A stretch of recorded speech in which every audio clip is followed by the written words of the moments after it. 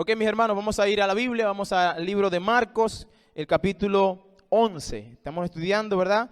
Este libro de Marcos, fascinante libro de Marcos, el Evangelio según San Marcos.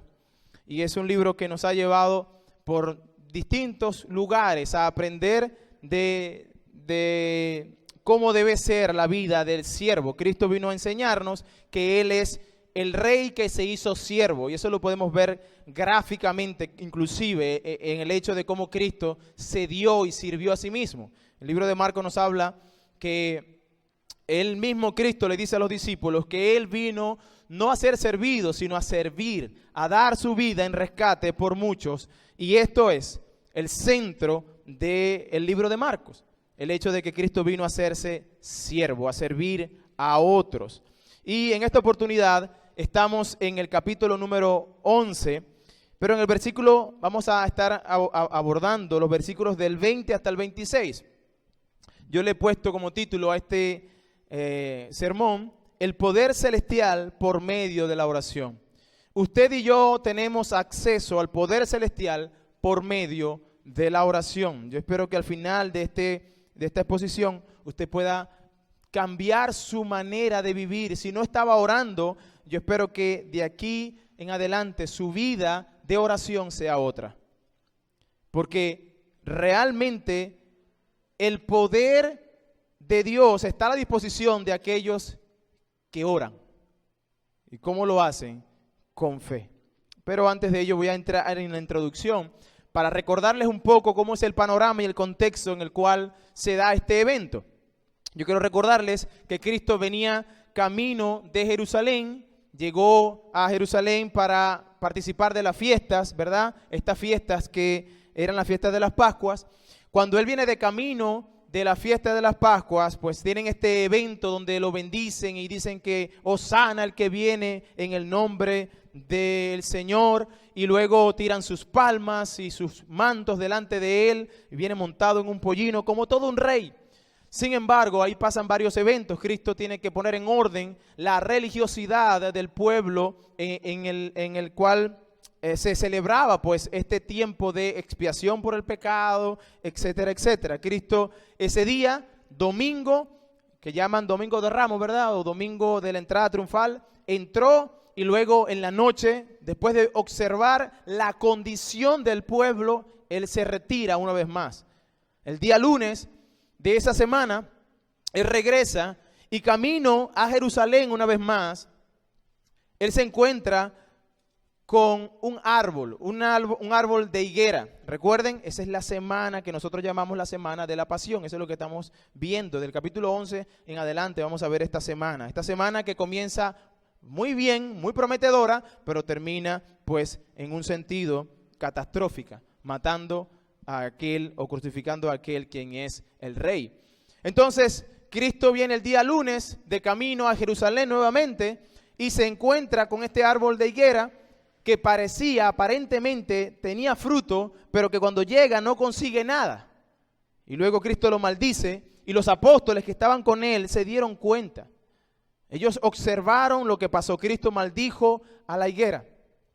Pero esta maldición, vimos la semana pasada, que traía una lección para los discípulos.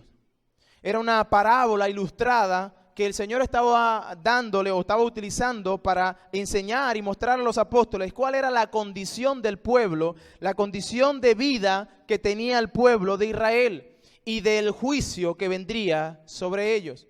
Así que esto pasó el día lunes. Pasa todo el día en el templo, pone en orden las cosas que están en el templo y luego regresa una vez más hasta Betania. Y es en el día martes que nosotros vamos a entrar el día de hoy, o vamos a estudiar el versículo 20 en adelante. El versículo 20 dice, y pasando por la mañana, vieron que la higuera se había secado desde la raíz. Entonces Pedro, acordándose, le dijo, Maestro, mira la higuera que maldijiste, se ha secado. Y lo que nosotros de inmediato vemos aquí en este caminar de Jesús con los discípulos es que muy probablemente los apóstoles y los discípulos que estaban con Él no se dieron cuenta de lo que pasó con la higuera.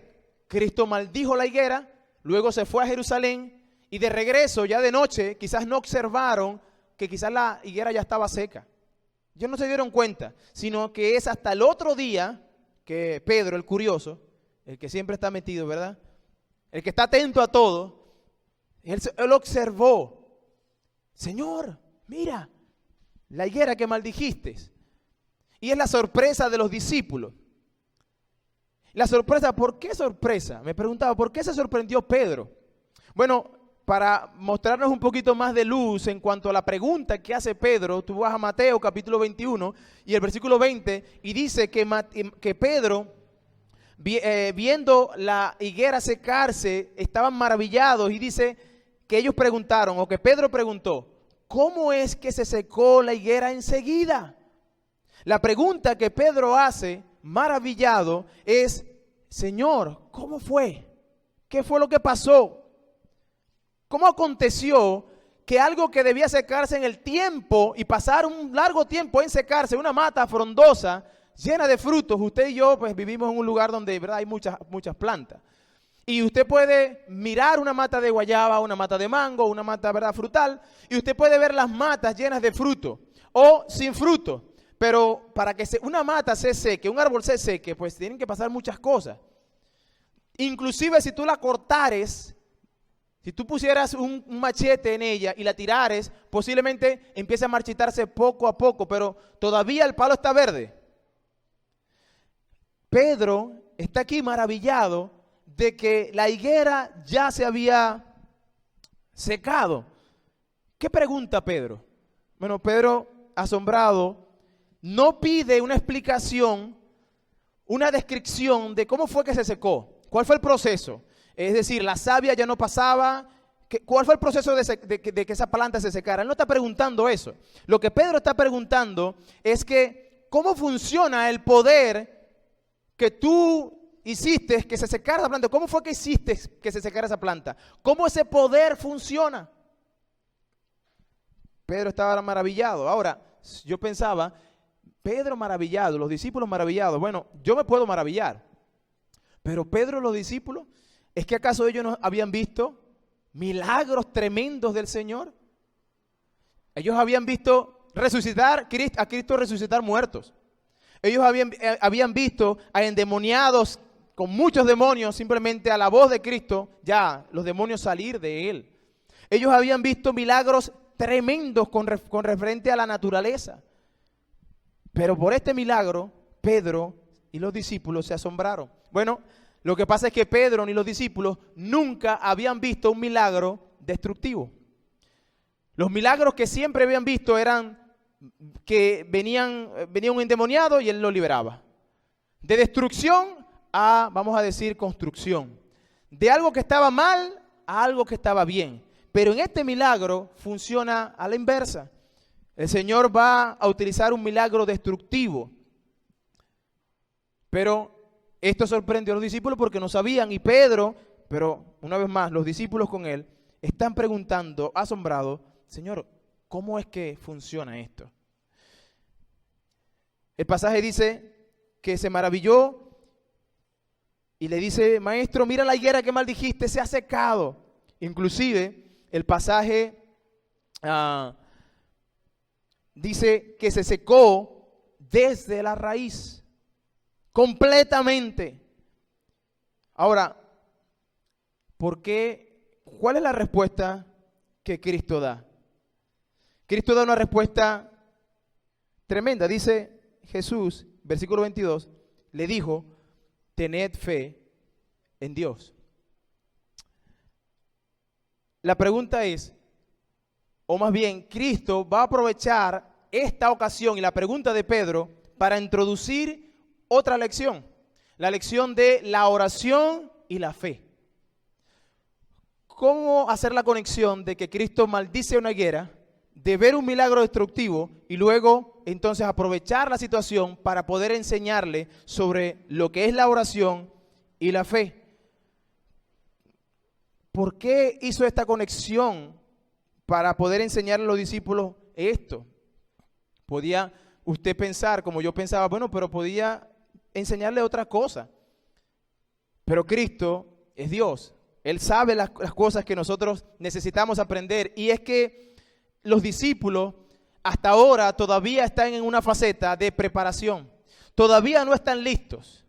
Es más, nunca van a llegar a estar listos. Ellos van a ir haciendo la obra y esa obra que ellos iban a hacer iba a ir como confirmación de que realmente Dios estaba con ellos. Así que todavía Cristo estaba con ellos. Ellos necesitaban aprender. Recuerden, Cristo era... ¿Quién es Cristo? Dios, ¿verdad? Cristo es Dios, Dios hombre. Mientras Cristo estaba presente con ellos, ellos realmente no necesitaban la oración. Ellos debían entender que en algunos días Cristo ya no iba a estar con ellos. Y que ellos tenían que despertar a una realidad que quizás no lo entendían.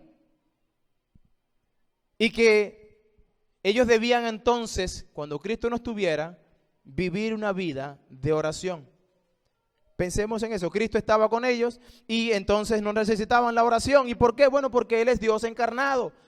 No necesitaban orar a Dios porque Dios estaba con ellos allí.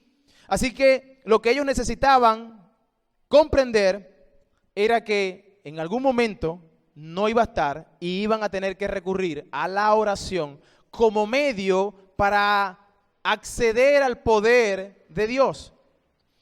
Cristo le está enseñando una verdad que ellos necesitarían en un momento determinado. Dios hombre estaba con ellos y por eso ellos no necesitaban de orar, no veían algo necesario en la oración. Cada vez que ellos necesitaban algo, ahí estaba Jesús. Si ustedes pueden recordar un poquito de las cosas que ya hemos visto, cuando ellos tenían hambre, simplemente Cristo multiplicaba panes y peces, ¿verdad? No había problema. Señor, no hay necesidad, el pueblo está aquí con hambre. ¿Qué hacemos? No tenemos dinero. ¿Qué tenemos por ahí? 2 panes y 2 peces. Bueno, pues tráemelo para acá. Y Cristo multiplica. No hay problema. No tengo que orar, lo tengo allí. Le puedo pedir directamente. Cuando estaban en medio de la tempestad, en el medio del mar, y Cristo estaba durmiendo, Señor, la tempestad, perecemos. Y Cristo venía, calla, enmudece, y pasaba. No tenían que orar. Mi suegra está enferma. Pedro tenía la suegra enferma. Mi suegra está enferma, Señor, no te preocupes, es una fiebre. Pan, listo. Y de inmediato le servía. Así que ellos no necesitaban, durante esos 3 años que Cristo estuvo con ellos, ellos no necesitaron de la oración. Ellos no entendían esto. Ellos tenían a Cristo allí. Incluso una vez más, Cristo les repite 3 veces que Él ha de morir, que Él tenía que ser quitado de medio de ellos. Y ellos no lo entienden. Dicen, no. Todo está bien hasta que dices eso. Eso no nos gusta. Nosotros queremos que siempre esté con nosotros. Y es que nos das tantas cosas, pero Cristo va a utilizar este momento para enseñarle que el poder, todavía podrían tener acceso al poder, pero iba a ser por medio de la oración. Así que durante todo el tiempo que Jesús estuvo, ellos no necesitaron orar como algo vital, pero la situación cambiaría en algunos días. Específicamente alguna semana esto iba a pasar, 4 o 5 días más. La oración para ellos iba a ser lo mismo que para nosotros hoy, después de la muerte y la resurrección y la ascensión de Jesús. Lo mismo que es la oración para nosotros era lo que iba a ser, era lo que iba a ser para ellos. Ellos debían vivir un cristianismo que iba a estar cubierto de muchos peligros, persecución, gente que le iba a odiar, iban a tener necesidad. Y ellos necesitaban acceder al poder de Dios. Y Cristo entonces les dice, ¿sabe qué? Ustedes necesitan conocer que hay un acceso al poder. Ese poder, esa pregunta que tú estás haciendo, Pedro, ¿cómo fue que sucedió esto? Es fácil, Pedro. Necesitas tener fe y orar. Necesitas orar y tener fe. Ellos tenían que entender eso, pero muchos aquí debemos entender eso. Hermanos, nosotros tenemos acceso al poder celestial única y exclusivamente a través de la oración, teniendo fe en Dios. La respuesta de Cristo es fantástica, sencilla, pero al mismo tiempo no deja de ser profunda.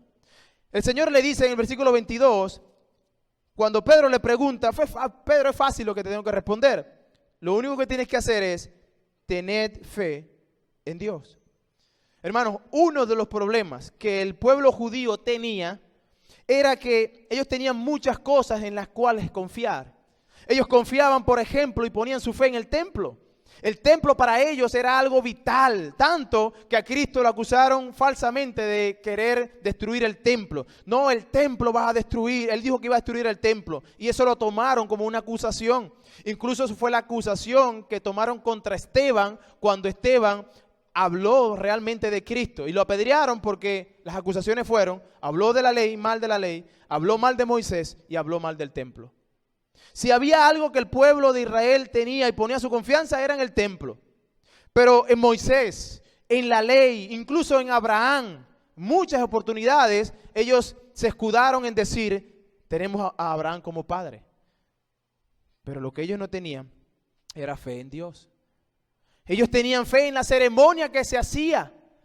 Ellos tenían la ceremonia de traer el sacrificio del cordero que hacían durante la fiesta para la expiación de los pecados. Sin embargo, su fe no estaba en Dios, sino en el ritual.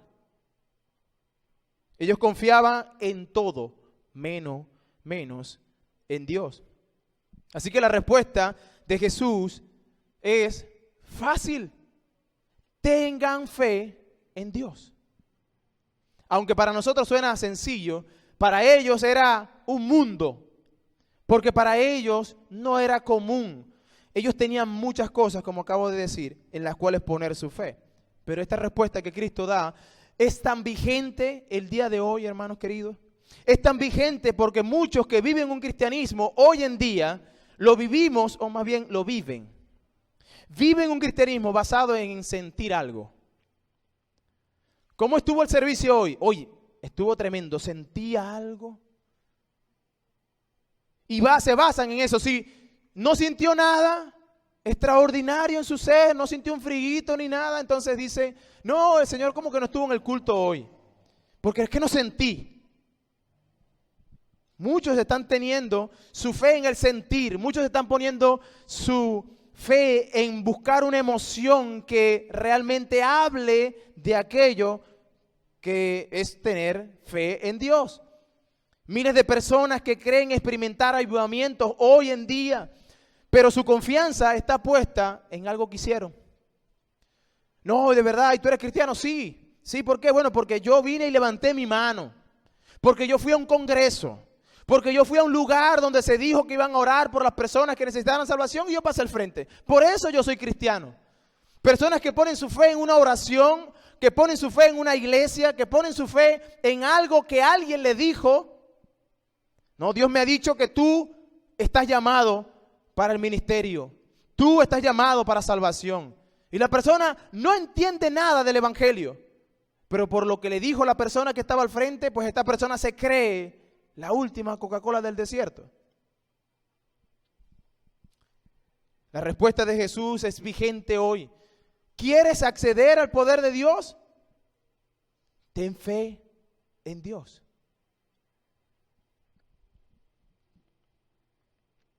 Hermanos, personas que viven vidas totalmente desastrosas, apartadas totalmente de Dios. Pero cuando tú les preguntas, son cristianos. Yo soy cristiano, pero estoy apartado. Eso no existe, hermanos, en la Biblia. Dios no tiene hijos vagabundos por ahí. Dios tiene hijos que Él llama y que Él disciplina cuando se están portando mal. Pero un hijo que queda sin disciplina, dice Hebreos capítulo 13, es un bastardo. Capítulo 12. No es hijo, porque al hijo que Dios ama, a ese Dios disciplina. Pero es imposible pensar que mi vida es totalmente contraria a los estándares que Dios ha estipulado y yo pensar que soy cristiano. Bueno, ¿saben por qué? Porque yo puse mi fe en una oración que hice hace un tiempo. Porque yo puse mi fe en lo que me dijo tal o cual persona. Porque yo he puesto mi fe en que en esa iglesia se canta bonito. En esa iglesia se tienen actividades que me mantienen activos todo el tiempo. Todos los meses hay una actividad que hacer. Y me convierto en una persona activa, pero sin fe. O más bien con una fe puesta en la actividad y no en Dios. Hermanos, no me malentienda. El problema no está en las emociones. El problema no está en que si usted está alabando a Dios, salen sus lágrimas porque siente lo que usted está cantando. Eso no hay problema en eso. No hay problema en el experimentar o sentir llorar cuando la palabra está siendo expuesta y yo me doy cuenta de mi condición y lo que ha hecho Dios por mí. Eso no está mal. No está mal el estar convencido y mostrar de una manera externa aquella verdad que he oído. No, eso no está mal. Sino que está mal cuando tú no entiendes nada, pero que la música es tan romántica, tan bonita, no por la letra, sino por la melodía, por cómo la interpretaron los cantantes, que simplemente yo lloro por eso. ¿Sabe qué es eso? Religión vacía. Es una careta de cristianismo que se está llevando hoy en día. Cuando tu intelecto no está informando a tus emociones lo que realmente se está diciendo, entonces tú no puedes decir que entiendes o que estás sintiendo algo verdadero. Voy a repetir eso. Cuando tu intelecto, es decir, esa capacidad de razonar, de pensar, de ver y entender las cosas, no está informando a tus emociones lo que se está cantando, lo que se está predicando, lo que se está haciendo, y tú empiezas a llorar simplemente, tú estás llorando sentimentalmente y no con el entendimiento. Yo no tengo problema. Es más, es algo que nosotros vemos en algunos hermanos acá en la iglesia, cómo expresan su amén, su gloria a Dios, su aleluya, su gracias, Señor, por lo que entiende que Dios está haciendo. Pero muchos, hermanos queridos, viven con caretas religiosas. Viven con un intelecto que no entiende nada y un corazón que se mueve por cualquier cosa. Viven no informados, sino emocionados. Y eso se llama ritual vacío. Yo canto por inercia, pero no entiendo lo que canto. Hace un momento cantamos una canción tremenda. La salvación es del Señor. Usted piense en esa canción. Piense en el contenido de esa canción y las verdades escriturales que tiene esa canción. Y yo estaba cantando y yo quería ya interrumpir mi canto para decir amén, gloria a Dios. Porque estoy entendiendo. De eso hablamos en la escuela dominical. De eso hablamos en la escuela dominical, cómo Cristo tomó nuestro lugar. Tomó el castigo mío y me dio salvación, expió mi maldad. Entiendo. Pero muchos están viviendo un cristianismo que simplemente es de momento de baja la luz, un momento de musiquita tenue, palabras románticas y susurrantes. Sí, Dios está aquí. Y entonces salen de la iglesia diciendo, oh, Dios se manifestó en mi vida. ¿De verdad? Hermanos, la manera que Dios se manifiesta es dándonos a entender la tremenda necesidad que tenemos nosotros de Él.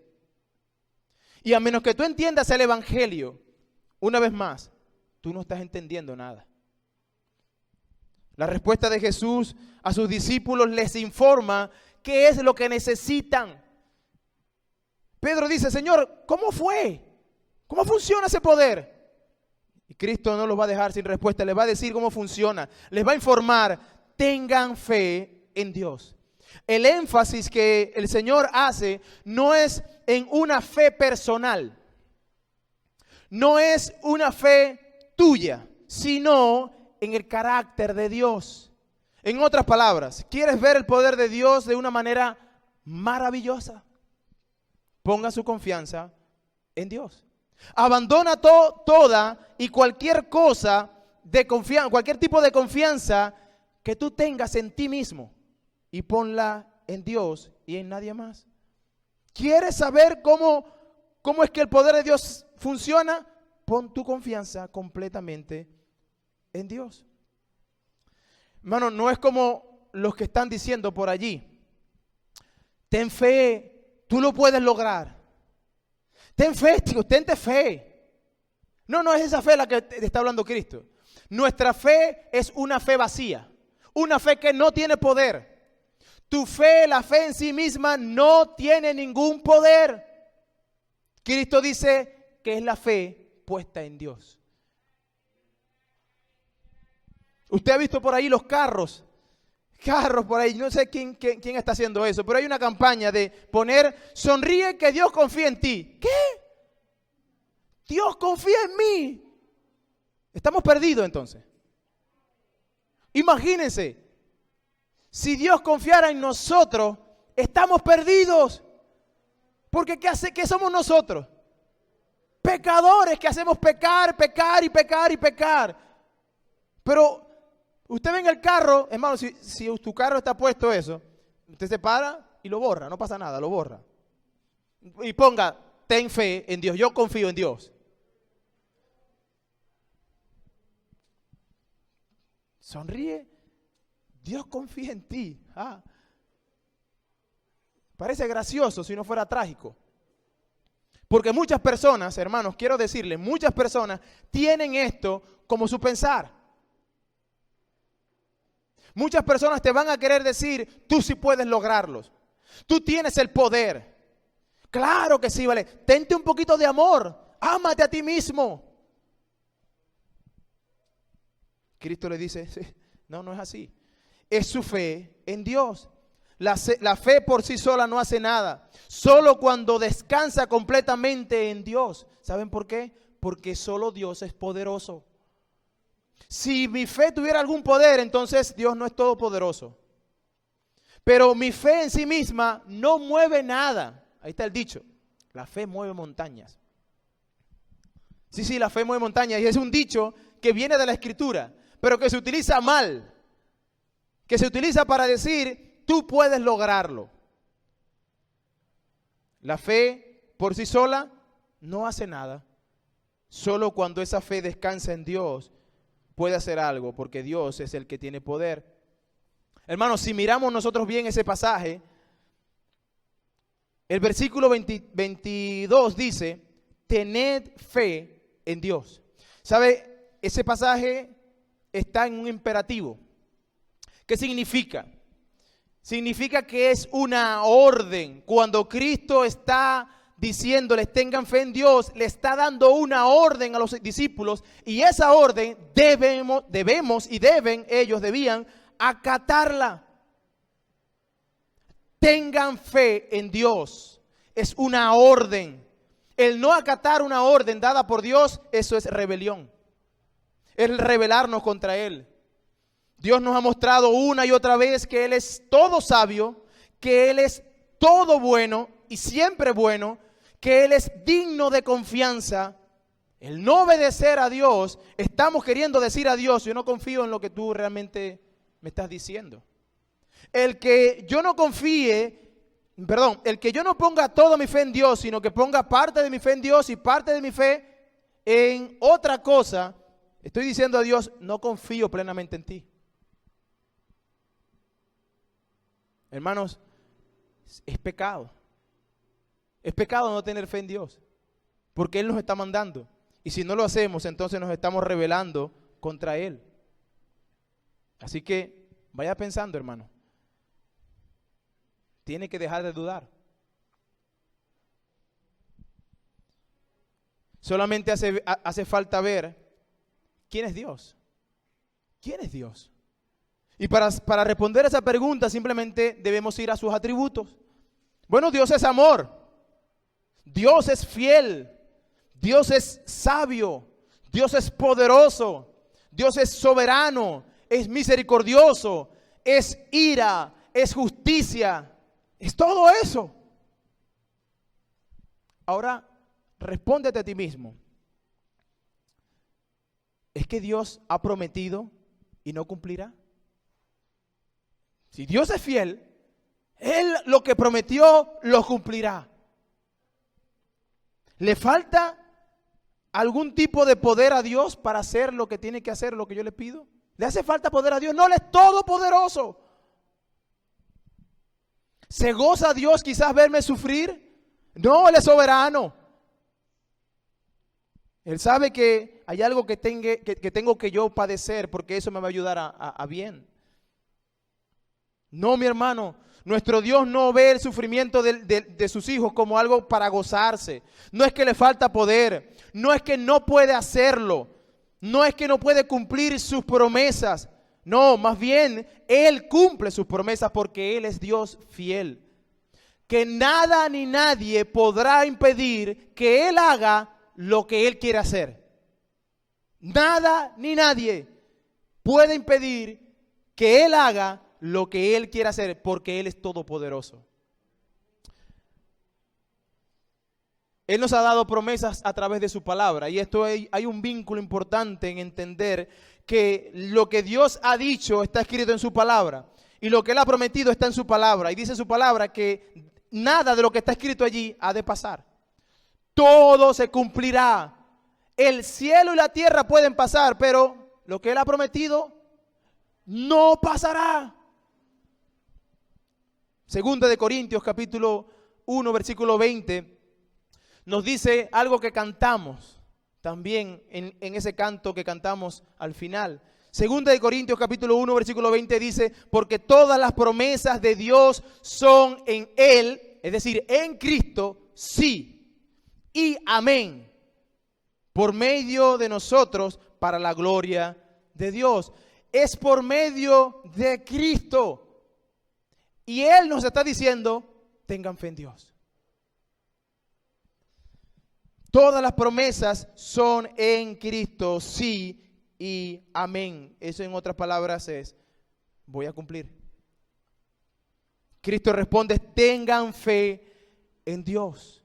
Pongan su confianza en el carácter de Dios, en lo que Él ha prometido en su palabra, en Cristo como garantía de que eso se cumplirá. En Cristo como esa persona que nos lleva directamente hasta el trono de la gracia para que nosotros podamos, a través de la oración, pedir a Dios. Ahora, ¿cómo debe ser esa fe en nuestra vida? ¿Cómo debe ser esa fe en nuestra vida? Porque el pasaje dice, tengan fe en Dios. Pensemos de manera práctica, ¿cómo debe ser esa fe? Bueno, el pasaje, versículo 23, nos va a dejar claro cómo debe ser. Versículo 23 dice, porque de cierto os digo, que cualquiera que dijere a este monte, quítate y échate en el mar, y no dudare en su corazón, sino creyere que será hecho lo que dice, lo que diga le será hecho. En otras palabras, ese trabalengua lo que quiere decir es no dudes. ¿Cómo debe ser esa fe? Una fe que no duda del poder de Dios, que no pone en duda que Dios puede hacer eso que yo le estoy pidiendo. El pasaje dice, de cierto os digo, esa palabra, cada vez que usted la ve en la Escritura, lo que quiere decir es, mira, ciertamente, amén, esto es verdad. Pongan atención a lo que les voy a decir porque esto es verdad, eso es lo que está diciendo Cristo. Esto es verdad, verdadita, verdadita, como dicen por ahí en el campo. Sí, es verdadita, compadre. Verdadita. De cierto os digo, se va a cumplir. El que cree que Dios puede hacer todo lo imposible, pues es el que tiene acceso. Porque el poder de Dios viene a nosotros vía fe. Y la fe es no dudar nada. Hebreos 11 nos dice, ¿verdad? Hebreos 11:1 dice que es pues la fe la certeza de lo que se espera, la convicción de lo que no se ve. Es estar seguro porque Dios es Dios. Porque entiendo que Dios es todopoderoso Él puede hacer eso que yo le estoy pidiendo. Hermanos, el lenguaje que Cristo utiliza aquí es interesante, es una hipérbole. Pero antes de entrar en hipérbole, fíjense que el pasaje dice, de cierto os digo que el pastor, ¿ese dice el pasaje? De cierto dice los líderes de la iglesia. Cualquiera.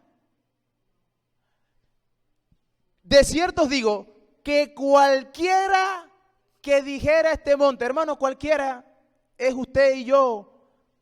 Hermano, pero es que yo apenas tengo un mes de convertido. Usted puede, hermano. ¿De verdad? Sí. Está hablando de creyente, no está hablando de cualquiera en el mundo. Está hablando de aquellos que son convertidos, aquellos que llegan recientemente incluso al evangelio. Todo el poder de Dios está a tu disposición para que tú ores, no dudando, poniendo tu fe en Dios, y entonces Él hará eso que tú estás pidiendo. Es interesante, no nos dice que son los líderes, que son unos y otros, y está bien, hermanos, orar los unos por los otros. Sin embargo, no sienta usted que porque el líder, él es el líder, pues vamos a pedirle que él ore porque Dios lo escucha más a él que a mí. No, esto está abierto para ti y para mí. Cualquiera. Y Cristo está usando ese lenguaje hiperbólico que está diciendo, pues cualquiera que le diga esta montaña, échate al mar, pues se va a quitar y va a pasar eso. Eso es una hipérbole. Es decir, Cristo está utilizando la exageración para dar un punto. Es decir, nada es imposible para Dios. Eso es lo que está diciendo. Hermano, no se ponga a pedir, ¿verdad? Montaña, esa montaña que está ahí, quítate, ponte para allá. No, no lo haga. No haga eso porque no va a pasar. Es más, nadie en la Escritura nunca pasó eso. Nadie pidió que se quitara una montaña del medio porque iban a pasar. No, Dios no quitó una montaña. No haga como esa niña que escuchó este pasaje una vez y llegó a la casa. Los padres le leyeron este pasaje y luego se fue a acostar y dijo, ok, yo voy a poner en práctica eso. Y empezó a orar, Señor, que esa montaña que está al frente de mi espejo, de mi ventana, se quite. Y se acostó.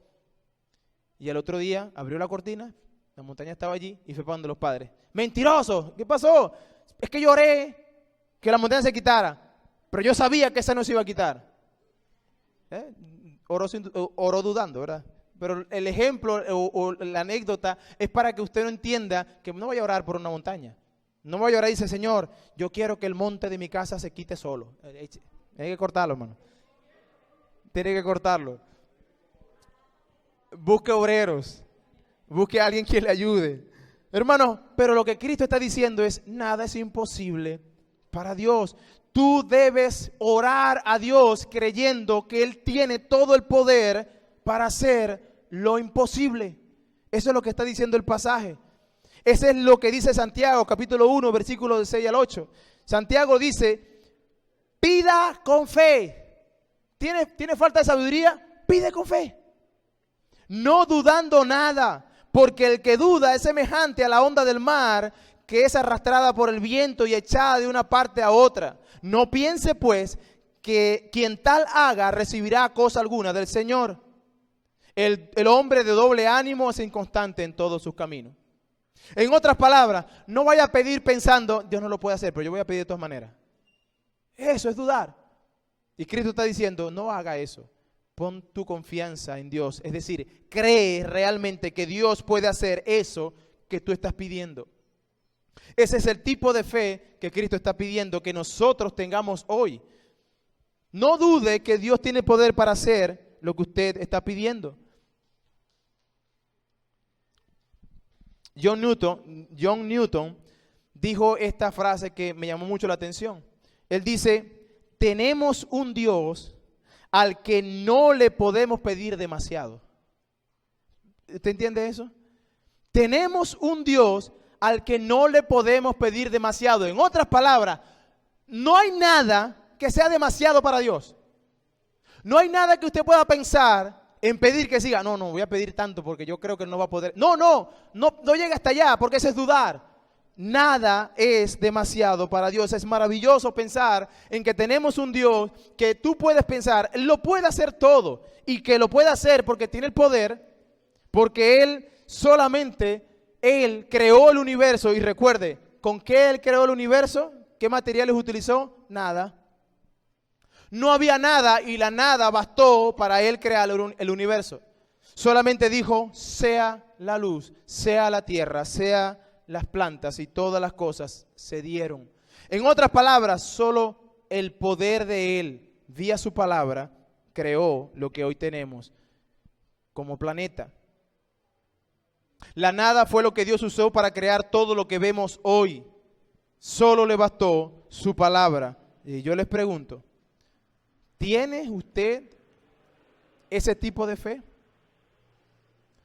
Hermanos, cuando usted está pidiendo, cuando usted está orando, quizás usted ora realmente con este tipo de fe, uno que sabe que Dios puede hacer todas las cosas, o duda pensando, bueno, yo voy a pedir porque me mandaron a pedir, pero vamos a ver qué es lo que sale.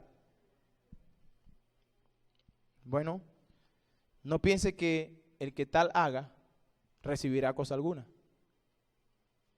No puedes pedirle a Dios pensando que Él no lo puede hacer, porque en el momento que hagas eso, tú mismo te estás respondiendo. Tú no crees que realmente Dios lo puede hacer y por eso Dios no actúa.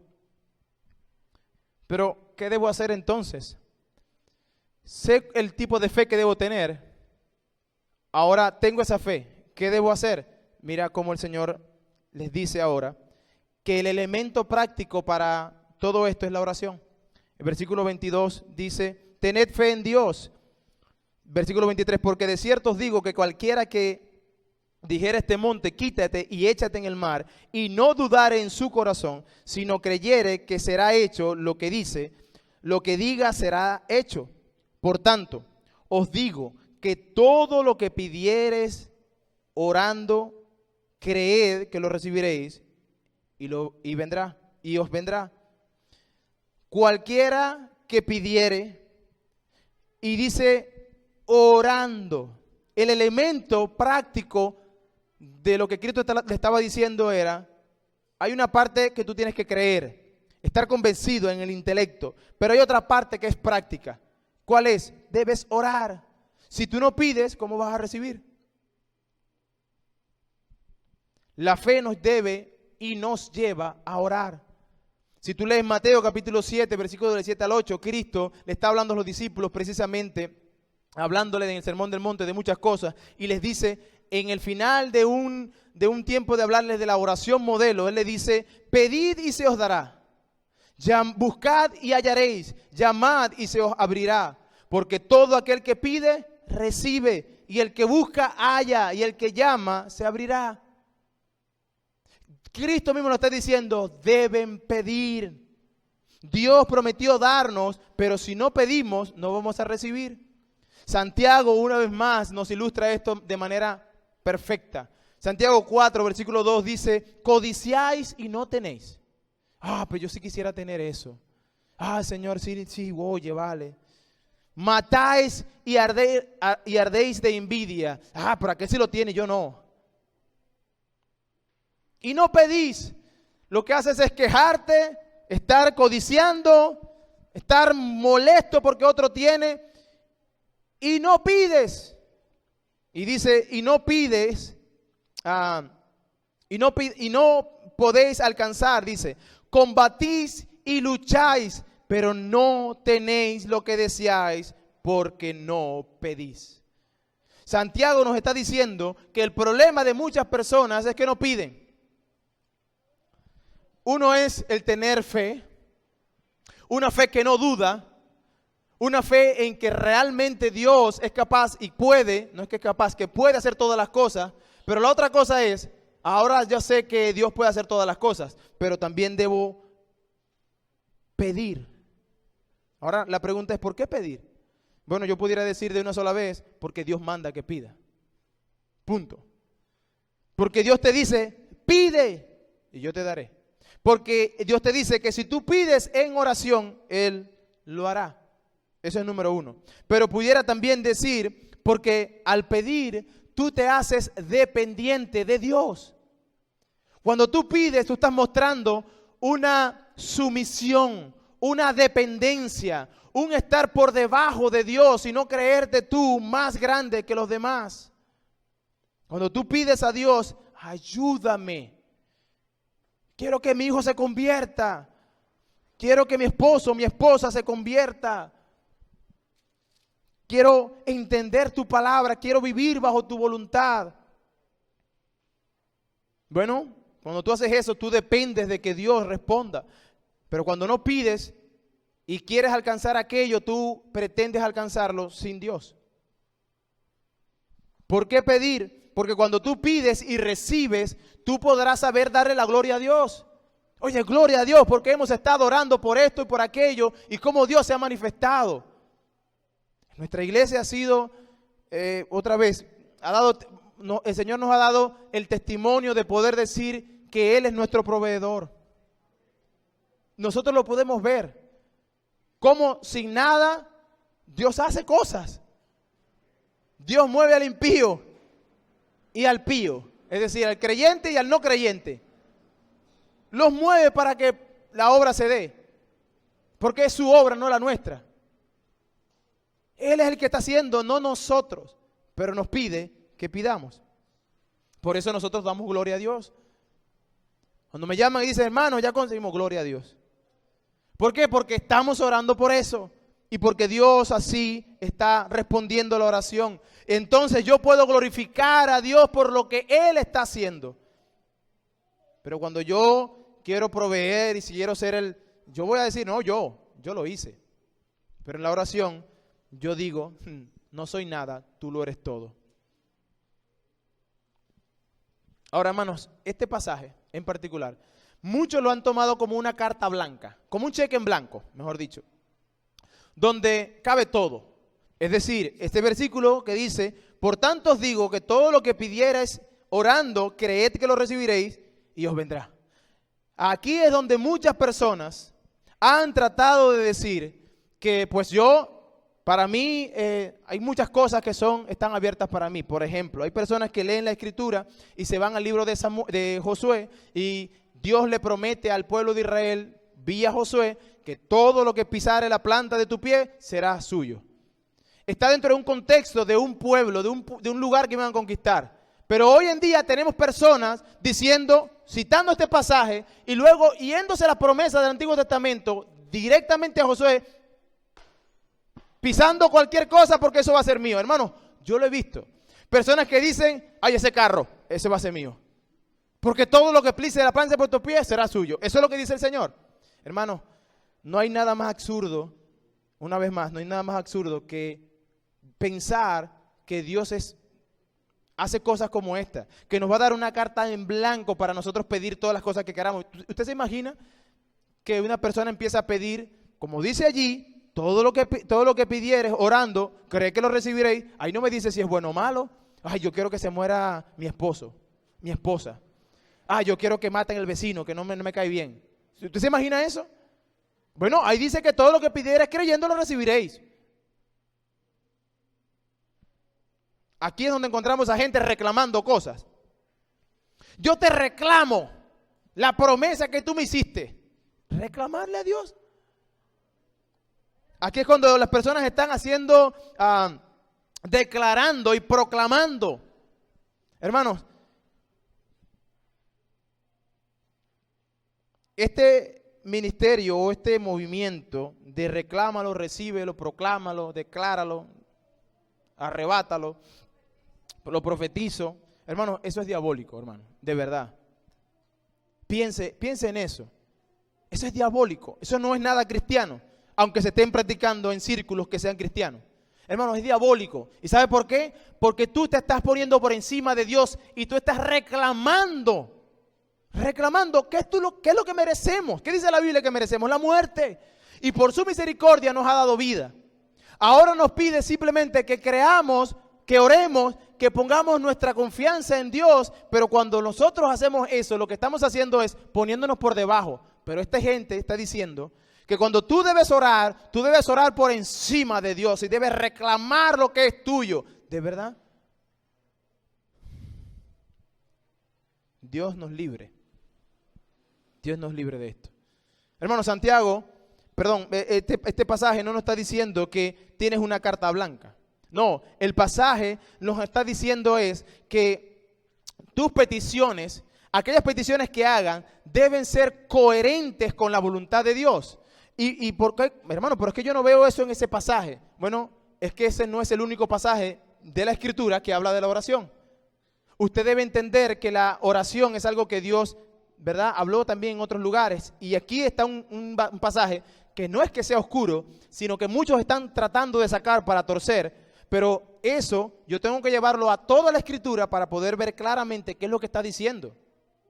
Entonces, cuando tú vas a los otros libros de la Biblia, te das cuenta que Dios nos pide o nos manda a pedir de acuerdo a la voluntad de Dios y no lo que yo quiero. Incluso Santiago nos dice en 4:3, pedís. Había un grupo que no pedía y hay otro grupo que pedía. ¿Y cómo pedía? Dice Santiago 4:3, pedís y no recibí. Pero Señor, ¿qué pasó pues? Porque pedís mal para gastar en vuestros deleites. Entonces está un grupo diciendo, no, yo reclamo esta casa, yo reclamo el carro, yo reclamo los zapatos del último modelo. Gastar en tus propios deleites. Hermanos, ¿sabe qué trae este movimiento en las personas? Frustración. Frustración. Segunda de Corintios capítulo 12, versículos 7 al 9. Yo lo voy a leer rápidamente. Miren lo que pasa cuando nosotros no consideramos otros textos de las Escrituras. Muchos dicen, pues nosotros necesitamos reclamar la bendición de Dios y nosotros somos los que activamos el poder de Dios, etcétera, etcétera, etcétera. Vamos a ver lo que pasó con el apóstol Pablo cuando oró. Capítulo 12, versículo 7, dice que Pablo dice que tenía un problema. Dice, y para que la grandeza de las revelaciones no me exaltasen desmedidamente, me fue dado un aguijón en la carne, mensajero de Satanás, que me abofetee para que no me enaltezca sobremanera. Versículo 8. Respecto a lo cual 3 veces he rogado al Señor que lo quite de mí. Pablo estaba orando. Y Pablo estaba orando porque Dios le dijo que orara. ¿Tienes alguna necesidad? Pide. Y Pablo estaba orando. ¿Qué será? ¿Que Pablo estaba orando sin fe? Bueno, el pasaje no nos dice eso. El pasaje nos dice que Pablo estaba orando por fe porque recibió respuesta. Mira la respuesta en el versículo 9. Y me ha dicho, Dios le ha dicho, bástate mi gracia, porque mi poder se perfecciona en la debilidad. Por tanto, de buena gana me gloriaré más en mis debilidades, para que repose sobre mí el poder de Cristo. Pablo, quien era el apóstol, quien estaba de pueblo en pueblo llevando el evangelio, necesitó de Dios. Y él pide y Dios le dice, no, tú te vas a quedar enfermo, porque ahí es que te quiero yo. Porque parte de lo que tú vas a hacer o lo que estás haciendo es mi voluntad. En otras palabras, debemos recordar que lo que el pasaje me está diciendo, una vez más, es que yo debo pedir sin dudar, creyendo y poniendo mi fe en Cristo o en Dios, que lo recibiré, que Él es poderoso para hacerlo. Sin embargo, no es una carta blanca para pedir lo que yo quiero, sino aquello que esté conforme a la voluntad de Dios. Hermanos, volviendo al contexto de los apóstoles, recuerden, ellos debían recordar que Cristo se iba a quitar del medio. Ellos debían orar y porque tendrían una tarea que iba a ser terrible. Iban a ser perseguidos, metidos en las cárceles, apedreados. Ellos iban a necesitar tener ese acceso al poder de Dios. Y Cristo le dice, pidan que cuando estén allí yo vendré al rescate. Ustedes recuerdan a Pedro encarcelado en Hechos, capítulo 6, creo que 7, por allí, cuando Pedro está siendo encarcelado y luego la iglesia en su casa está orando, Señor, libera a Pedro, libera a Pedro. El Señor manda un ángel, abre las celdas y Pedro sale como si nada. En medio de ellos, llega a la casa, buenas, ¿cómo están ustedes? Sale Roe, hola. ¡Oh! Sale corriendo para allá adentro. ¡Ay! Es Pedro está ahí, lo dejó afuera. Pedro está ahí y todos los que estaban adentro orando, viste un espíritu, un ángel, algo ahí viste, pero eso no es Pedro. Pedro está preso. Señor, saca a Pedro de ahí. Bueno, así actuamos nosotros a veces. Señor, esto, y tenemos eso. ¡Wow! ¿Acaso no pediste creyendo que ibas a recibir eso? Ellos debían entender que iban a padecer persecución. Debía tener en cuenta que tendrían un acceso disponible al poder de Dios a través de la adoración. Así que, así como ellos, nosotros tenemos ese acceso. Hermano, cuidado con esos movimientos que andan queriéndonos decir que nosotros podemos pedir lo que se nos ocurra. La Biblia nos da mucha más claridad en cuanto a lo que realmente debemos pedir. Primera de Juan, capítulo 5, versículo 14, nos dice que esta es la confianza que nosotros tenemos en Él, en Cristo, que si pedimos conforme a una cosa conforme a la voluntad de Él, Él nos oye.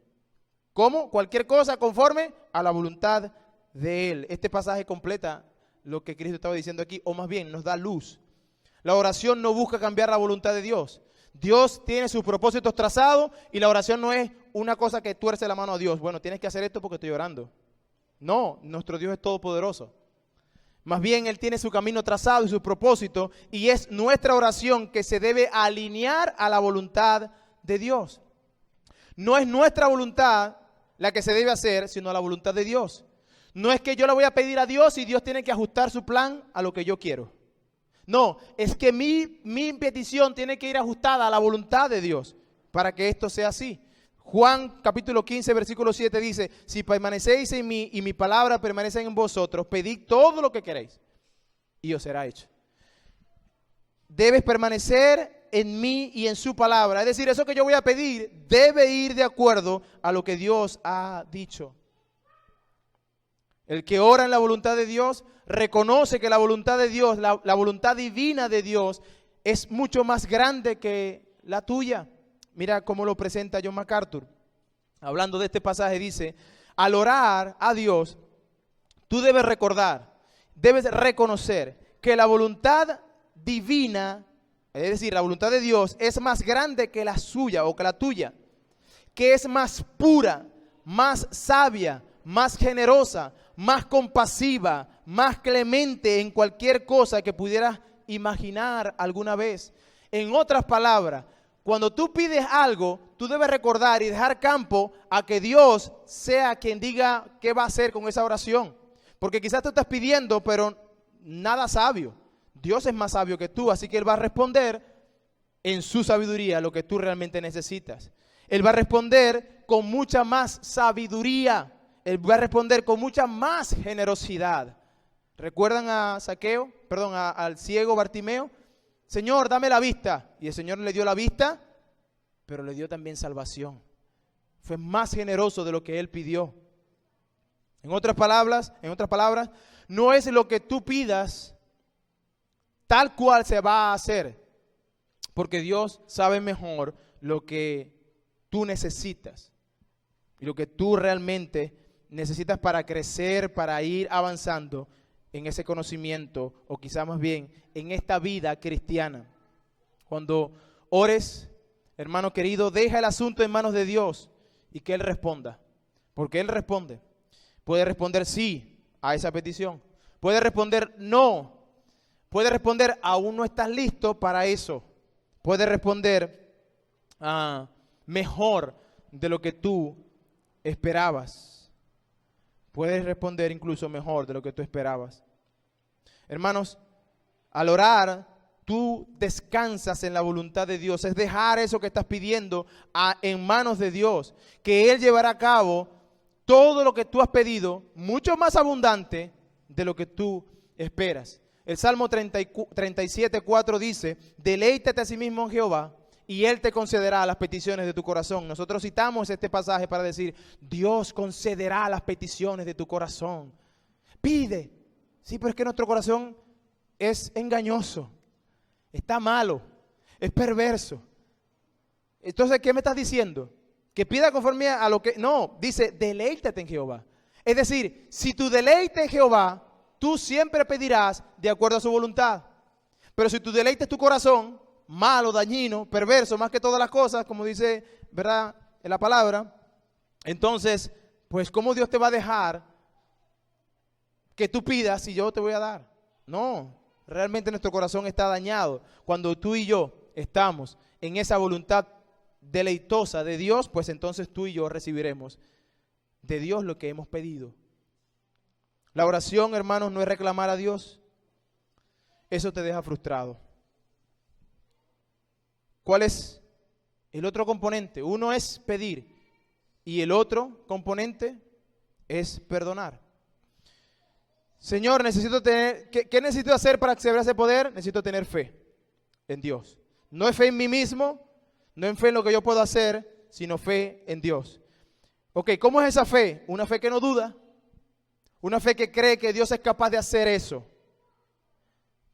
Entonces, ¿cómo actúa eso? ¿Cómo puedo relacionar eso conmigo? ¿Cómo puedo llevar a la práctica? Tienes que orar, número 1. Y número 2, tienes que perdonar. Y yo estaba haciendo la conexión en cuanto a estos dos, la oración y el perdón. ¿Qué conexión hay aquí? El punto de conexión del perdón con la oración es que tú estás en una relación de intimidad con el Padre. Tú vas a pedirle a Dios. Para tú acercarte a Dios, primero, acercarte a Dios, tú tienes que tener una relación íntima con Él. Si tú no lo conoces, no puedes pedirle, o sí puedes pedirle, pero no te va a responder. ¿Por qué? Porque no tiene nada contigo, no tiene nada que ver contigo. La Biblia establece que solo los hijos de Dios pueden acercarse, tienen abiertas las puertas para llegar al trono de la gracia. Solo los hijos de Dios. Número 2, ese hijo de Dios debe estar en una plenitud de confianza con el Padre. En una intimidad o una relación bien o estable. Y para hacer eso yo debo estar bien con todos los demás. Si yo tengo una relación dañina con mi hermano, si yo no le hablo a mi hermano, es que no lo soporto, hermano. Es que no, es terrible. Y luego se va a orar, ¿sabe qué va a pasar? Dios es santo, santo, santo. Y Dios está santo, santo, santo, lejos de ti. Porque en tu corazón hay amargura, en tu corazón hay un resentimiento y Él no puede hasta que tú perdones. Si en nuestro corazón hay amargura, no podremos cultivar una relación de intimidad con el Padre. Recuerde, el Padre, Dios es nuestro Padre. Y como Padre, esa relación paternal, Él nos quiere enseñar. Y hasta que tú estés bien conmigo, pues entonces no te voy a responder. Tu oración llegará al techo y quedará ahí. Vas a gastar saliva y palabras, pero no te voy a escuchar. Antes de pedir aquello que quieres, debes tomar en cuenta que si no perdonas, Él tampoco te va a perdonar. El pasaje dice, versículo 25, y cuando estés orando, perdonad si tenéis algo contra alguno, para que también vuestro Padre que está en los cielos os perdone a vosotros vuestras ofensas. Porque si vosotros no perdonáis, tampoco vuestro Padre que está en los cielos os perdonará vuestras ofensas. Hermanos, el hecho de que yo no perdone limita mi relación con Dios, limita mi oración a Dios. Yo puedo pedir, pero no voy a recibir, porque hay algo que está todavía allí, haciendo como un muro de separación.